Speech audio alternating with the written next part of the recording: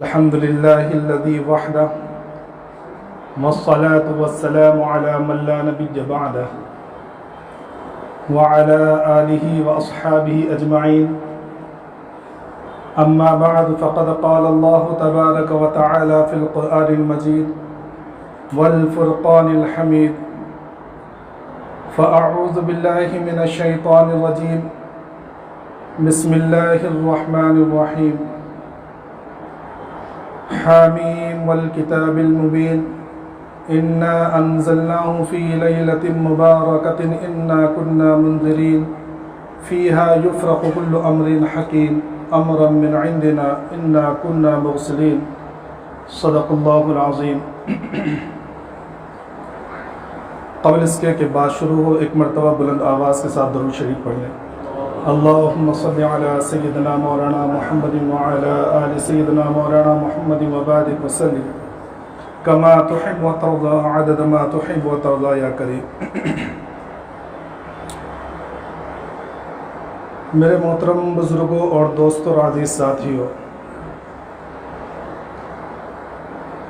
آج ہمارے جمع ہونے کا مقصد، یا یوں سمجھیے کہ ہم لوگ یہاں جو بیٹھے ہیں کس نیت سے بیٹھے ہیں، کیونکہ ہم لوگوں نے بارہا وہ حدیث سنی ہے جس میں آقا مدنی محمد عربی صلی اللہ علیہ وسلم نے ارشاد فرمایا کہ 15ویں شعبان یعنی نصف شعبان کی جو رات ہے، جو یہ رات ہے، اس میں اللہ تبارک و تعالی غروب آفتاب کے وقت ہی سے آسمان دنیا پر نزول فرماتے ہیں، اور اللہ تبارک و تعالی بذات خود یہ اعلان فرماتے ہیں کہ ہے کوئی اللہ سے اپنے گناہوں کی مغفرت چاہنے والا کہ میں اس کی مغفرت فرماؤں، ہے کوئی اللہ سے رزق چاہنے والا کہ میں اللہ اس کو رزق عطا فرماؤں، ہے کوئی بلاؤں سے، آفتوں سے، پریشانیوں سے چھٹکارا چاہنے والا کہ میں اسے ان تمام چیزوں سے چھٹکارا عطا فرماؤں،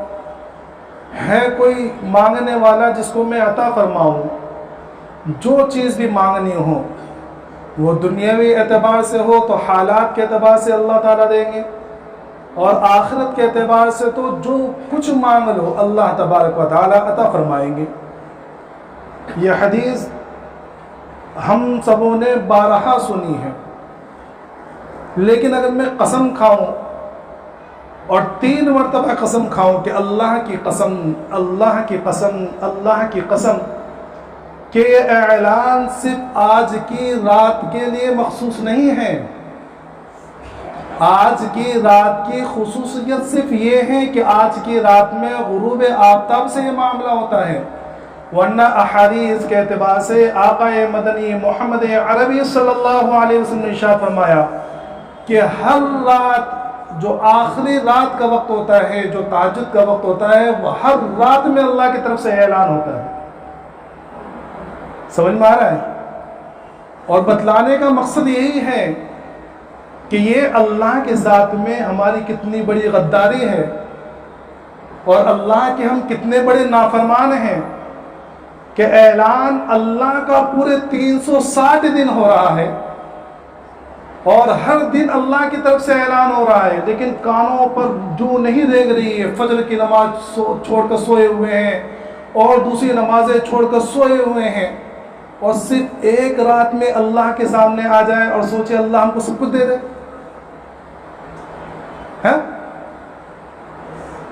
یہ اللہ کے ساتھ کتنی بڑی غداری کی بات ہے کہ 359 دن اللہ کی طرف سے اعلان ہو رہا ہے اور ہم سن نہیں رہے ہیں، اور ایک دن آ کر اور وہ بھی شان سے آ رہے ہیں، تو ادھر ہٹ میں ادھر ہٹوں، یہاں لگا وہاں لگا، یہ بچھا وہ بچھا، اور اس کو پیچھے کر، اس کو آگے کر، بچوں کو بھگاؤ، یہ کرو وہ کرو، سارے جھمیلے کر کر ایک دن اللہ کے سامنے کھڑے ہوتے ہیں، اور پھر چاہتے ہیں کہ اللہ ہمارے 360 دن درست کر دے۔ یہ سوچنے والی بات ہے یا نہیں ہے؟ اللہ ہم تمام کی مغفرت کریں۔ یہ مغفرت والی رات ہے، سب سے پہلے ہم اپنے اس گناہ کی مغفرت مانگے اللہ سے کہ اللہ معاف کر دے، انشاءاللہ تو اپنی رحمت ہماری طرف متوجہ فرما دے، اور ہمیں سال بھر اسی طرح مسجد میں آنے والا بنا دے کہ ہماری ملک کی بلکہ میں تو کہتا ہوں پوری دنیا کی مسجدیں تنگ پڑ جائیں مسلمانوں سے کہ اور مسجدیں بنانے کی جگہ کی ضرورت ہو جائے. یقین جانیے اگر صرف کھیلنا کے سارے مسلمان نمازوں کو آنے لگے نا تو اس کے اندر جتنی مسجدیں اس سے 3 گنا زیادہ مسجدوں کی ضرورت پڑے گی. اتنے لوگ یہاں ہیں. یہ ابھی بھی پورا مجمع نہیں آیا ہوا ہے. سمجھ میں آ رہا ہے؟ بہرحال بات آج یہ کرنی ہے اور بات کا مذاکرہ کرنا ہے کہ دیکھو اللہ تبارک و تعالیٰ نے دنیا کے اندر جتنی چیزیں بھیجی ہیں ہر ایک چیز فائدہ پہنچانے والی ہے. اللہ نے کوئی بھی چیز نقصان پہنچانے والی نہیں بنائی.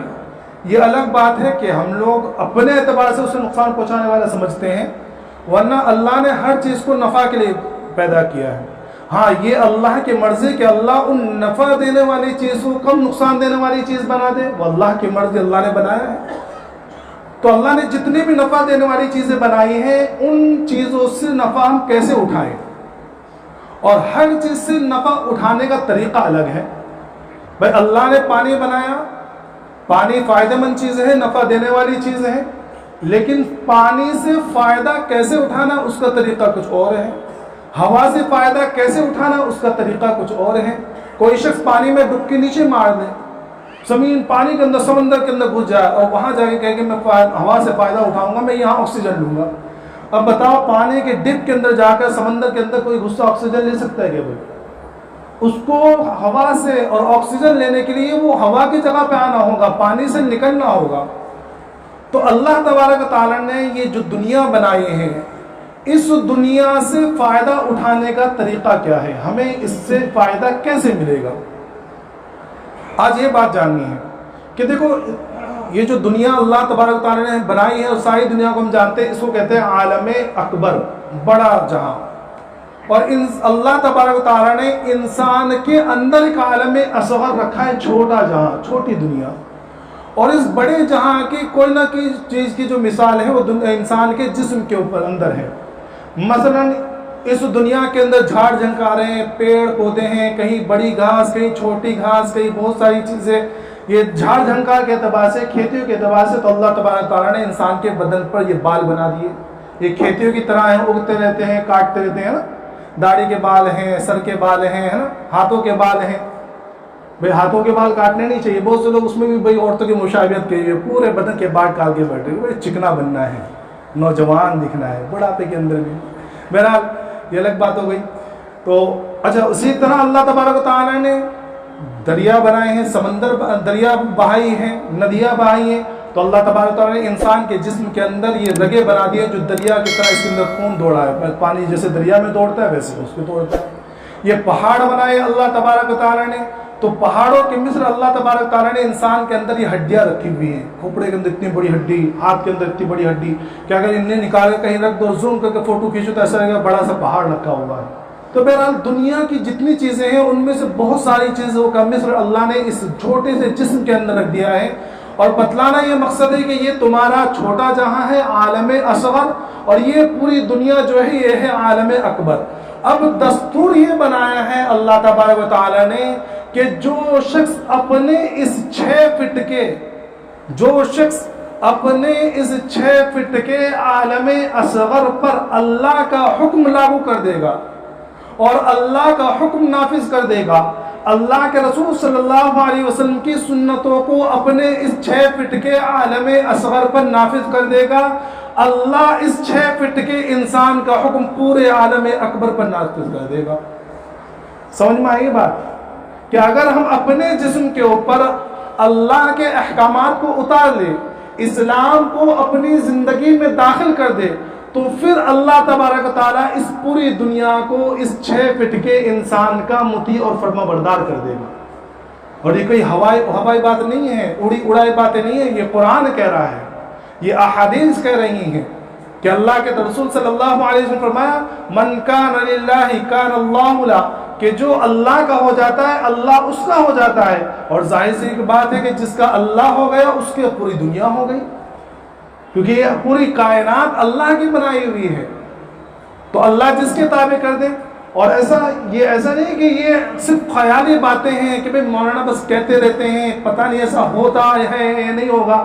تاریخ اٹھا کر آپ دیکھ لیجیے کہ قرآن نے اور اللہ کے رسول صلی اللہ علیہ وسلم کے احادیث کے اندر اس بات کو ذکر فرمایا، اور صحابہ کرام نے ان ساری چیزوں کو اپنے بدن کے اوپر اتار کر دکھایا، اور اللہ نے صحابہ کرام کو پوری دنیا پر چمکا کر دکھایا، پوری دنیا پر چمکا کر دکھایا کہ جب صحابہ کرام نے اس دین کو اپنے پورے جسم پر لاگو کر دیا، اور اس طرح لاگو کر دیا کہ اگر کوئی شخص دین سیکھنے آیا کرتا تھا تو ان کے لیے بیانات کی ضرورت نہیں پڑتی تھی، ان کے لیے تقاریر کی ضرورت نہیں پڑتی تھی، ان کے لیے بڑی بڑی کتابوں کی ضرورت نہیں پڑتی تھی، بلکہ صحابہ کرام کہتے تھے کہ جیسے ہمیں ویسے تم ہو جاؤ،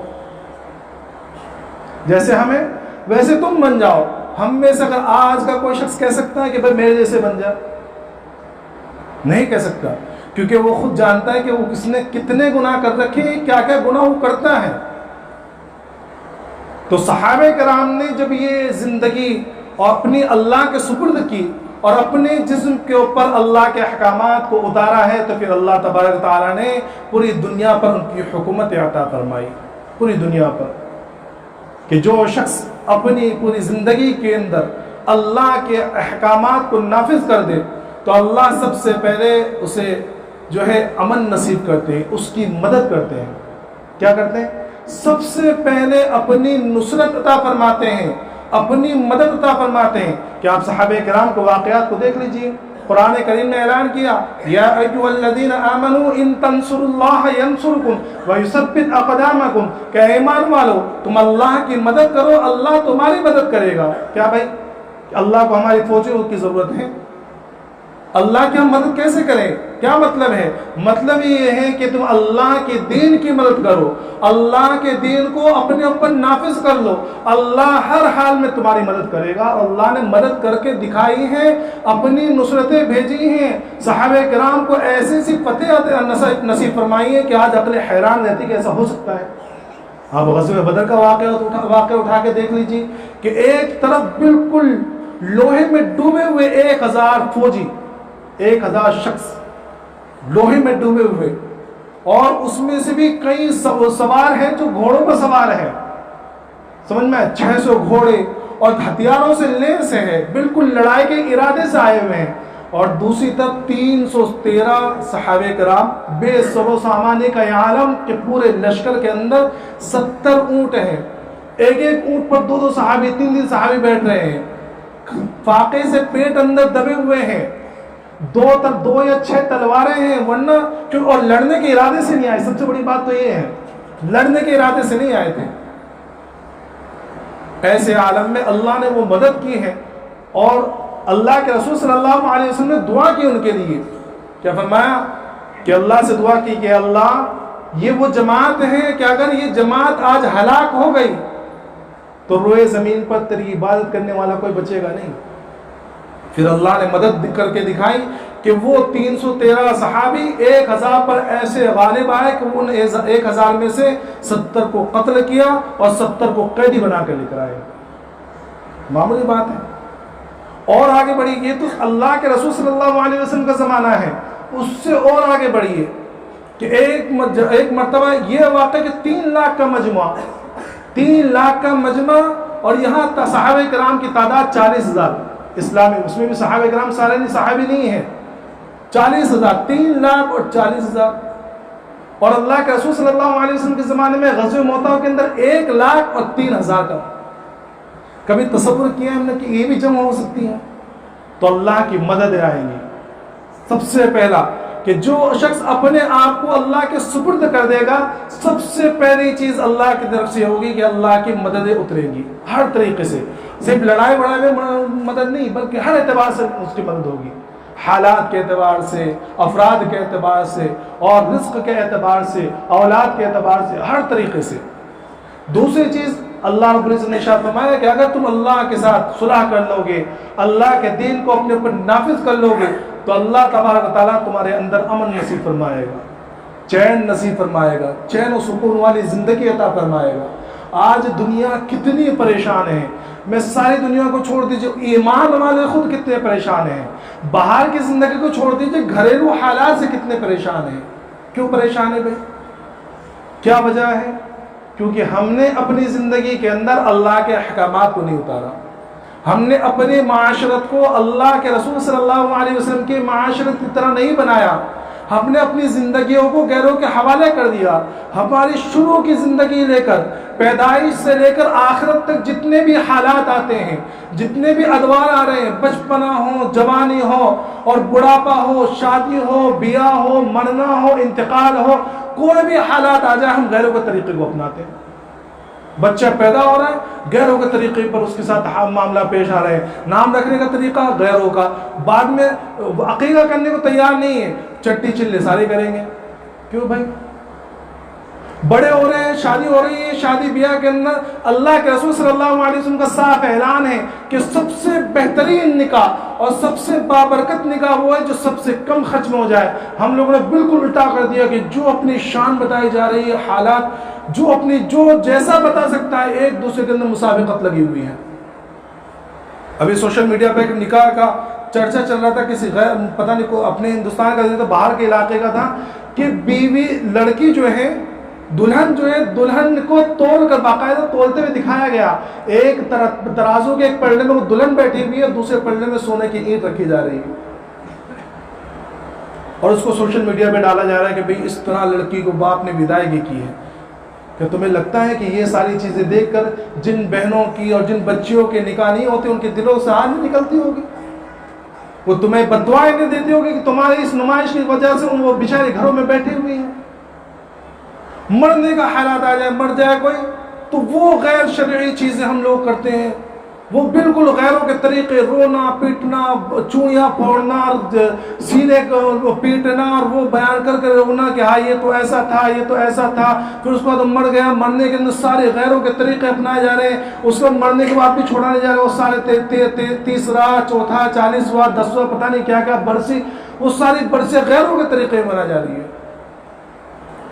کہ جیسے غیر میں نے بتلایا تھا اس سے پہلے بھی، پہاڑوں میں تراویح سنانے گیا، رمضان کا مہینہ، تو ایک صاحب تھے پیچھے نماز پڑھتے، دوسرے دن نظر نہیں آئے، تو میں نے کسی سے پوچھا کہ وہ فلاں صاحب نظر نہیں آ رہے، کہا کہ کل ان کے ابا جان کی جو برسی تھی تو ان کے ابا جان کو شراب بڑی پسند تھی، تو رات انہوں نے شراب پلائی ہے لوگوں کو رمضان کے مہینے میں۔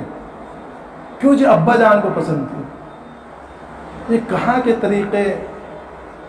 تو یہ آج ہماری زندگیوں کے اندر جو بے سکونی ہے، امن غائب ہے، ہر جگہ پریشانی، آفات، اور ہر ایک دوسرے سے نالا شکوہ، ہر ایک سے ناراض ہے، یہ اس سے ناراض، یہ اس سے ناراض۔ اس کی سب سے بڑی وجہ یہ ہے کہ ہم نے اس چھوٹے سے جسم پر اسلام کو نافذ نہیں کیا۔ اگر اسلام کو نافذ کرتے تو اللہ امن نصیب فرماتا۔ تیسری چیز اللہ کی طرف سے کہ جو شخص اپنے بدن پر، اپنے 6 فٹ کے جسم پر اللہ کے احکامات کو نافذ کر دے، اللہ اس کو مقام تسخیر عطا فرماتے ہیں۔ کیا مطلب؟ کہ دنیا کو اس کا تابع بنا دیتے ہیں۔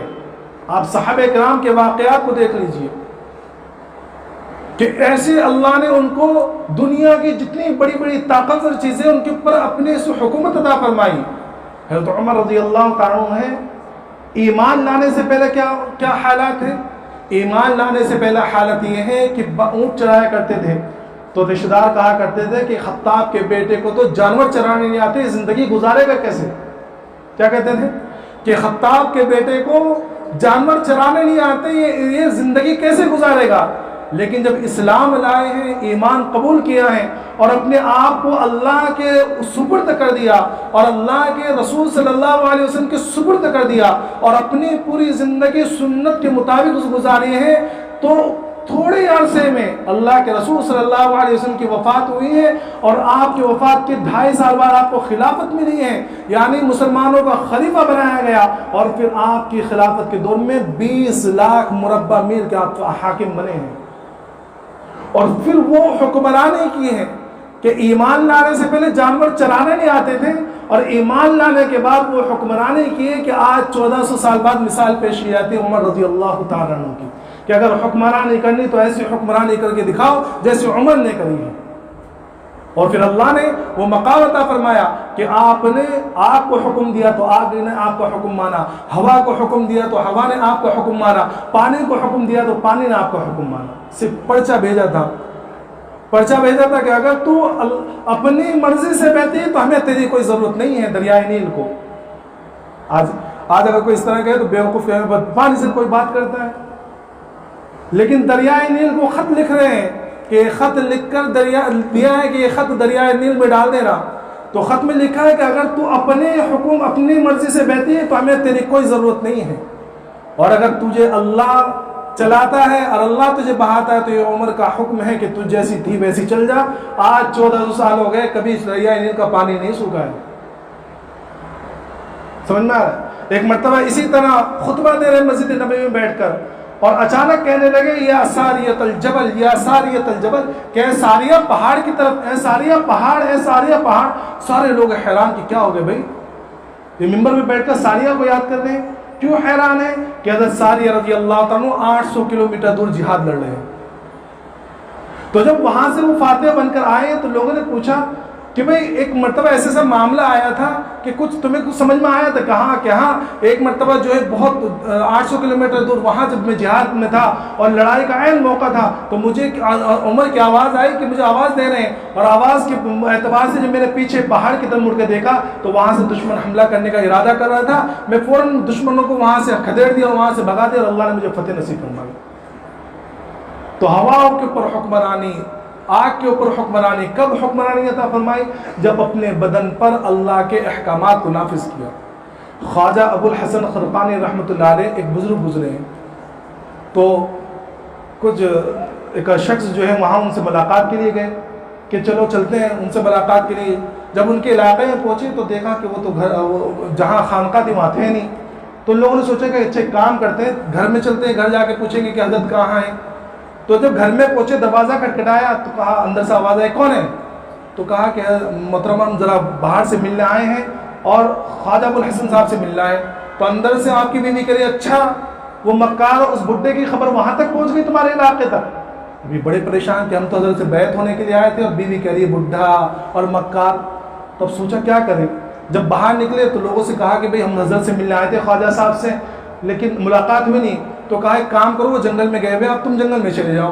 اب جب جنگل میں پہنچے تو دیکھا کہ حضرت آ رہے ہیں اور شان سے آ رہے ہیں کہ شیر کے کان پکڑے ہوئے شیر پر بیٹھ کر آ رہے ہیں. شیر کے کان پکڑے ہوئے ہیں اور شیر کے اوپر بیٹھ کر آ رہے ہیں. تو یہ بڑے پریشان کہ بھئی کیا معاملہ, وہاں تو بیوی نہیں سنتی اور یہاں شیر سن رہا ہے. تو انہوں نے کہا کہ حضرت کیا معاملہ, ایسا معاملہ ہوا, آپ کے گھر گئے تھے آپ کی بیوی نے ایسا کہا. تو انہوں نے کہا کہ جب سے میں اس کی سننے لگا اللہ نے ساری مخلوق کو میرے تابع کر دیا, کہ میں نے اس کے ساتھ حسن سلوک کا معاملہ کر دیا. قرآن کہہ رہا وَعَاشِرُوهُنَّ بِالْمَعْرُوفِ کہ اپنی بیویوں کے ساتھ حسن سلوک کا معاملہ کرو. تو اللہ نے اس کے بد مزاجی کی وجہ سے مجھے یہ مقام عطا کیا ہے کہ آج پوری مخلوق میری سنتی ہے. تو اپنے بدن پر جب ہم احکامات اللہ کے نافذ کریں گے تو اللہ پوری دنیا کو ہمارے تابع کر دے گا. آج جو ہم پریشان ہیں پوری دنیا کے اندر, اس کی سب سے بڑی وجہ یہ ہے. ورنہ آج اسلام بدلا تھوڑی ہے, قرآن بھی وہی ہے, اللہ کے احکامات بھی وہی ہیں اور اللہ بھی وہی ہے. مطلب تو یہ ہے اور بدلہ تو یہ ہے کہ ہم اللہ کے نہیں رہے, ہماری زندگیوں سے اسلام نکلتا جا رہا ہے, ہمارے دلوں سے ایمان نکلتا جا رہا ہے. ہمارے بچوں اور بچیوں کے ایمان کے چھیننے کے پیچھے لوگ پڑے ہوئے اور بے فکر سوئے ہوئے ہیں, ہمیں کوئی خبر ہی نہیں. آپ دیکھ لیجئے کتنی ارتداد کی خبریں آ رہی ہیں, کتنی ارتداد کی. پچھلی مرتبہ بھی ایک اخبار میں چھپا تھا, بیچارہ باپ ہاتھ جوڑ رہا ہے بیٹی کے, اور بیٹی کیا کر رہی ہے, ایک غیر مسلم کے ساتھ شادی کر رہی ہے. مسلمان لڑکی غیر مسلم سے شادی کر رہی ہے.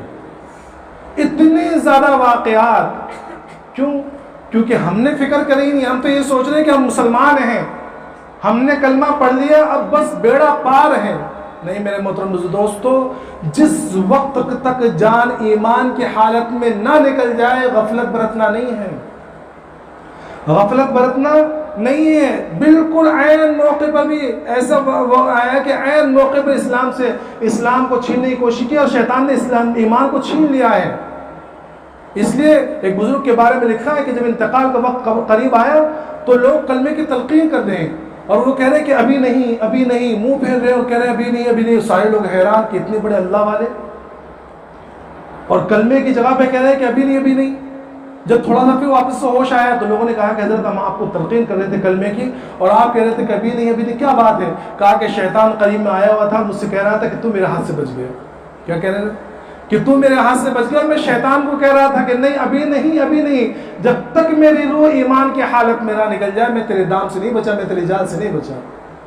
تو میرے محترم بزرگ دوستو، ایمان سے غفلت میں نہ رہیں۔ ہم یہ نہ سوچیں کہ ہم جمعے کی نماز پڑھ لیتے ہیں، یا ہمارے نام مسلمانوں والے ہیں، یا ہم بشر برات میں آ جاتے ہیں، یا ہم رمضان کے مہینے میں عبادت کر لیتے نہیں۔ یہ اسلام نہیں ہے، یہ ایمان نہیں ہے۔ اس سے ایمان محفوظ رہنا یہ اس کی کوئی گارنٹی نہیں دے سکتے۔ اس لیے اپنے ایمان کی حفاظت کریں، اپنی زندگیوں کے اندر اسلام کو لائیں، اپنے زندگیوں کے اندر، اپنے گھروں کے اندر اپنے بچوں کی تربیت کریں، اپنے گھر کی عورتوں کو سمجھائیں، ان کو بتلائیں، دین سمجھائیں۔ اپنے چھوٹے چھوٹے بچے کو، یہ بچے ابھی سے سیکھیں گے، یہ بچے ابھی سے، میں ہمیشہ اس بات کو خاص طور پر زور دیتا ہوں کہ اپنے بچوں کی ابھی سے تربیت کرو۔ اس گھمنڈ میں نہ رہنا کہ ابھی تو بچے ہیں بعد میں سیکھ لیں گے، جو یہ اب سیکھیں گے وہ بعد میں اس کے پر عمل کریں گے۔ ہم یہ سوچیں کہ بعد میں سیکھیں گے، کبھی نہیں سیکھ سکتے، بہت کم، الا ماشاء اللہ۔ اسلام پوری تاریخ اٹھا کے دیکھ لیجیے، جتنے اللہ والے ہیں سب کی بچپن میں تربیت ہوئی ہے۔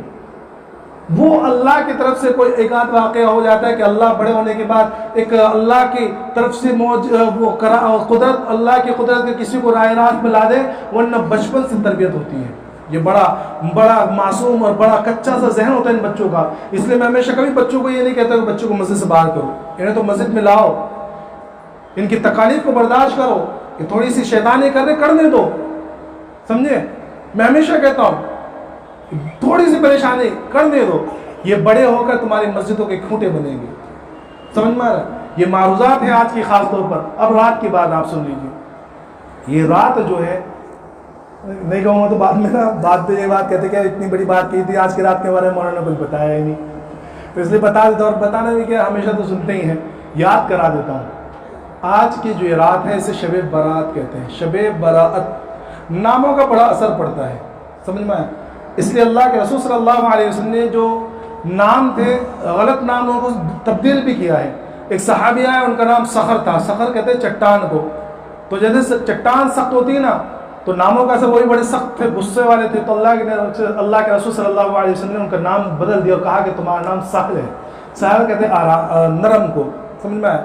تو یہ اصل میں آج کی رات کا جو نام تھا شب براءت، براءت کہتے ہیں نجات کو، چھٹکارے کو، رہائی کو، کہ آج کی جو رات ہے یہ جہنم سے چھٹکارے والی رات ہے، جہنم سے بچنے والی رات ہے، مغفرت والی رات ہے۔ یہ برات کے معنی تھے۔ ہم لوگوں نے نام کے چینج کر دیا شب برات۔ بھائی ہم لوگ یہ کہتے ہیں نا شب برات، تو برات کس کو کہتے ہیں؟ برات کہتے ہیں وہ جو شادی میں دلہا میاں لے کے جاتے ہیں نا اپنے ساتھ میں پیچھے ڈھول ڈھمکے والے۔ تو جب ہم نے نام چینج کر دیا تو ساری خرافات وہ شادی والی آ گئی، برات والی۔ اب آپ دیکھیں پٹاخے پھوڑے جا رہے ہیں، وہ ہمارے نوجوان بچے بائکوں کے اوپر بالکل برات کی طرح نکل رہے ہیں، ہارن بجاتے ہوئے، وہ اسپیڈ سے وہ ایکسیلیٹر دباتے ہوئے نکل رہے ہیں۔ کیوں؟ کیونکہ ہم نے نام چینج کر دیا خود ہی۔ تو یہ شب برات نہیں، شب براءت ہے، نجات والی رات، چھٹکارے والی رات۔ آج کی رات کے بارے میں اللہ کے رسول صلی اللہ علیہ وسلم فرمایا کہ آج کی رات میں اللہ تبارک و تعالی قبیلے بنو کلب کے بکریوں کے بالوں کے برابر جو ہے لوگوں کی مغفرت فرماتے ہیں۔ قبیلے بنو کلب یہ عرب کا قبیلہ تھا جو جانور کے پالے بہت زیادہ مشہور تھا، بہت جانور ہوا کرتے، تو ان کے بالوں کے برابر جو ہے ایسے لوگوں کی مغفرت فرماتے ہیں جن کے اوپر جہنم واجب ہو چکی تھی۔ یہ اتنی عظیم الشان رات ہے۔ تو اس رات کو سیر سپاٹے میں، پٹاخے پھوڑنے میں، گھومنے میں، تیری میری کرنے میں نہ گزاریں۔ یا تو عبادات کریں یا چپ چاپ جا کے سو جائیں۔ سمجھ میں آئے؟ یا تو عبادات کے تعلق سے بھی دیکھو، عبادات جو اس رات کے اندر یہ نوافل ہیں، اور نوافل کے بارے میں اللہ کے رسول صلی اللہ علیہ وسلم کا معمولی ہے۔ اللہ کے رسول صلی اللہ علیہ وسلم فرمایا کہ نوافل یہ اللہ سے تقرب کا ذریعہ ہے۔ تو اللہ سے قرب جب ہو رہا ہے، اور کوئی انسان راز و نیاز سے اگر بات کرتا ہے تو کبھی مجمع میں بیٹھ کے بات کرتا ہے کیا؟ بھائی اگر ہماری کسی محبوبہ کا فون آ جائے، یہ وہ ویسی والی محبوبہ نے بیوی کو محبوب بنایا کرو بھائی، ورنہ سوچیں بھائی مولانا نے اجازت دے دی گرل فرینڈ سے بات کرنے کی، تو یہ وہ والی محبوبہ نہیں جو اپنی جو منقوحہ محبوبہ ہے، اگر ان کا فون آ جائے کبھی مجھے بیٹھ کے محبت والی بات کریں گے کہ ہم کونے میں جاتے ہیں، چھپ کے بات کرتے ہیں، راز و نیاز والی باتیں. تو اللہ بھی تو ہمارا محبوب ہے، اللہ سے بھی تو ہم محبت کرتے ہیں، ہمیں اللہ سے مانگنا ہے. تو اللہ سے جب مانگنا ہے تو پورے مجمع میں کیا کرنا ہے؟ تو جا کر اس سے بہتر طریقہ یہ ہے کہ تنہائی میں جاؤ. تنہائی میں مطلب اپنے گھروں میں جا کر، یا کہیں گھروں کے اندر اگر کوئی ماحول نہیں ہے یا جگہ وغیرہ نہیں تو مسجد میں کر سکتے ہیں، لیکن بالکل اس کو اجتماعیت کی شکل نہ دے کہ بھئی کہیں ہم نے دیکھا کہ جماعت کر کے نماز پڑھ رہے ہیں، تو جماعتوں کی شکلیں نہ دیں، اپنی تنہا عبادات کریں، بے فضول کی گفتگو نہ کریں. اور اس طرح غیبت، اچھا خاص طور پر گناہوں سے بچیں، غیبت سے بچیں، چغلی سے بچیں، بد نظری سے بچیں. عبادات کے اندر خاص طور پر یہ جو ماحول آج کے زمانے کے اندر چل رہا ہے اسے دوا سے اللہ کے سامنے روئیں، خوب روئیں اللہ کے سامنے، خوب اللہ کے سامنے روئیں. کیوں؟ اللہ رونے پر جو عطا فرماتا ہے نا وہ بغیر روئے عطا نہیں فرماتا. ایک واقعہ لکھا ہے، ایک بزرگ تھے احمد خضروی رحمۃ اللہ علیہ، اللہ والے تھے. تو اللہ والوں کا معمول جو ہوتا ہے دینے کا بہت ہوتا ہے، جو آ رہا ہے اس کو کچھ نہ کچھ عطا فرما رہے. اب ان کے پاس کچھ کاروبار وغیرہ تو زیادہ تھا نہیں، لیکن دینے کا بہت معمول تھا، ہر ایک کو نواز رہے، جو مانگنے والا آ رہا ہے. تو اتنا عطا کیا کہ بہت زیادہ مقروض ہو گئے، سمجھ میں مقروض ہو گئے بہت سارے، بہت زیادہ روپے ہو گئے. اب انتقال کا جب وقت آیا تو بیمار ہوئے، ڈاکٹروں نے کہہ دیا کہ بھئی بڑے میاں کے بچنے کی جو ہے بہت کم چانسز ہے. اب جتنے مقروض تھے بستی والے وہ سارے گھروں کے اندر آ گئے. اب یہ جب دیکھا کہ بھی سارے قرض مانگنے والے آئے ہیں تو یہ چارپائی پہ لیٹ کے پہ چادر اوڑھ کے اب سارے چاروں طرف آ کے بیٹھ گئے. لیکن بستی والے بھی جانتے تھے اللہ والے ہیں تو کچھ زبان سے تو کچھ کہا نہیں، چاروں طرف جو ہے آ کے بیٹھ گئے کہ حضرت ابھی اٹھیں گے اور کسی کو کہیں گے کہ وہ وصیت کہ بھائی فلاں کو اتنا دے رہا. اب حضرت جو چادر اوڑھ کے سوئے ہوئے ہیں، ادھر منہ کر لے سوئے، اور سارے لوگ بیٹھے ہوئے کہ کیا بات ہے، کچھ تو بولیں کچھ تو بولیں. حضرت کہاں اپنے کو تیار، وہ تو چادر منہ چھپائے بیٹھے ہوئے ہیں. اچھا اتنے میں جو ہے باہر جو ایک حلوہ بیچنے والا بچہ آ گیا. چھوٹے چھوٹے بچے رہتے ہیں نا، کبھی کچھ حلوہ بیچ رہے ہیں کبھی کچھ بیچ رہے ہیں. تو ایک حلوہ بیچنے والا بچہ جو ہے ایک بڑی سی تھال میں جو ہے حلوہ بیچنے کے لیے آ گیا. تو انہوں نے اس کو بلایا، بچے ادھر آ، اس بچے کو بلایا اور کہا کہ یہ حلوہ جو ہے تمام کو بانٹ دے. اب ساروں کو اس حلوہ بیچنے والے بچے نے ساروں کو حلوہ بانٹ دیا. اب جب حلوہ دے دیا سب کو، پھر یہ چادر اوڑھ کے سو گئے. اب بچہ جو ایک پیسے کے لیے پریشان کہ میرے تو پیسے دو، کیونکہ بچہ اس امید پر آیا تھا، ماں باپ نے بھیجا تھا کہ جب حلوہ بیچ کر کچھ پیسے لے کر.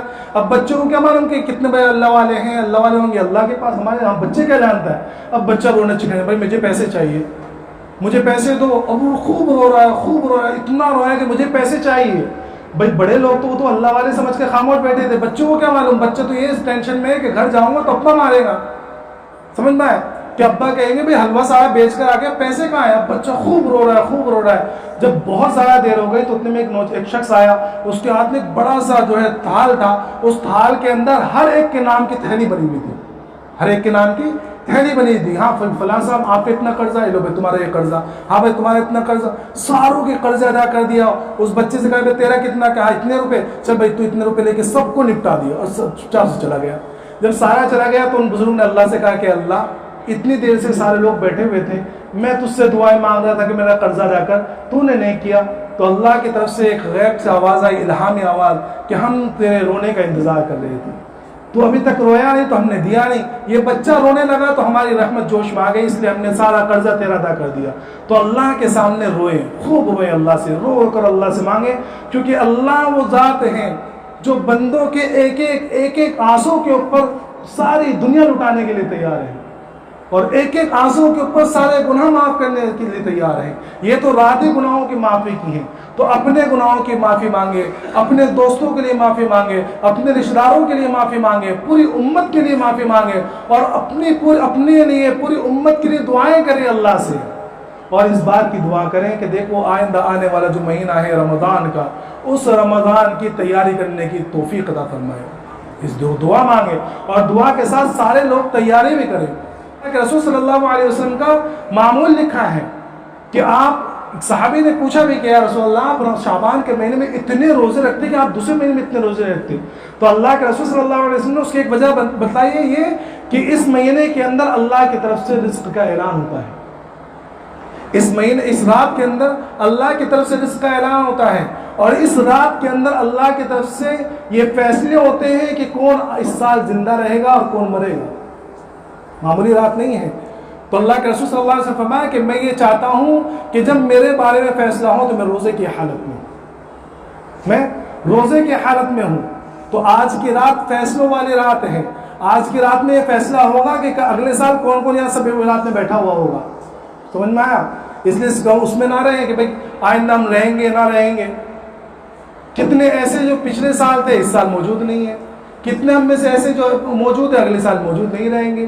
تو یہ فیصلوں والی رات ہے، اللہ کی طرف سے فیصلے اترتے ہیں، تو اپنے معمولات کو ابھی سے چینج کرنا شروع کر دیں۔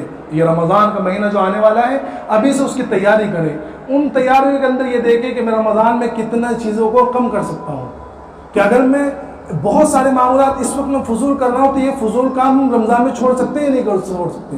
ہم ڈیوٹی جو ہے 8 گھنٹے کر رہے ہیں تو میں یہ ڈیوٹی کو 5 گھنٹے کر کے رمضان میں اس 5 گھنٹے میں ایڈجسٹ کر سکتا ہوں یا نہیں کر سکتا ہوں؟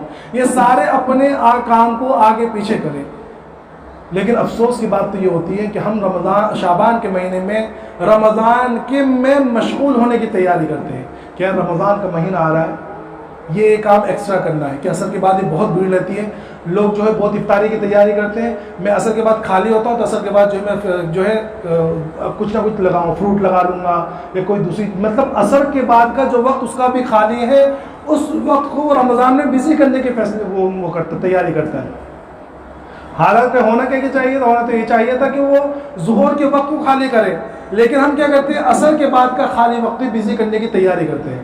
تو اس طرح کے معاملہ نہ کریں، آئندہ رمضان کی تیاری کریں۔ اللہ تبارک و تعالیٰ تمام کو کہنے سننے کے ساتھ عمل کی توفیق عطا فرمائے۔